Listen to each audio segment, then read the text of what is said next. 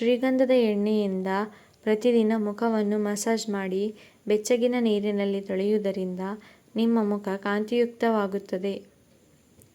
1 ಚಮಚ ಆಲೂಗಡ್ಡೆ ರಸದಲ್ಲಿ 1 ಚಮಚ ಅಕ್ಕಿ ಹಿಟ್ಟು ಮತ್ತು 1 ಚಮಚ ಜೇನುತುಪ್ಪವನ್ನು ಸೇರಿಸಿ ಪ್ಯಾಕ್ ಮಾಡಿ ಹಚ್ಚಿಕೊಳ್ಳಿ.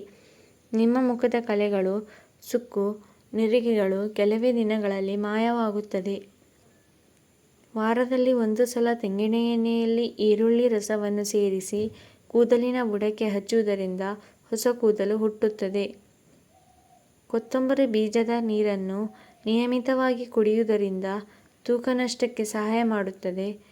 ಸರಿಯಾದ ಆಹಾರ ಸೇವನೆ ಮತ್ತು ವ್ಯಾಯಾಮದ ಜೊತೆಗೆ ಈ ಪಾನೀಯವನ್ನು ಕುಡಿಯುವುದರಿಂದ ನೀವು ಬೇಗನೆ ತೂಕ ಕಡಿಮೆ ಮಾಡಬಹುದು. ಪ್ರತಿ ಸಲ ಸ್ನಾನ ಮಾಡುವ 1 ಗಂಟೆಯ ಮೊದಲು ಆಯಿಲ್ ಮಸಾಜ್ ಮಾಡುವುದನ್ನು ಮರೆಯದಿರಿ. ಇದರಿಂದ ರಕ್ತ ಸಂಚಾರ ತೀವ್ರವಾಗುತ್ತದೆ ಮತ್ತು ಹೊಸ ಕೂದಲು ಹುಟ್ಟಲು ಸಹಾಯವಾಗುತ್ತದೆ.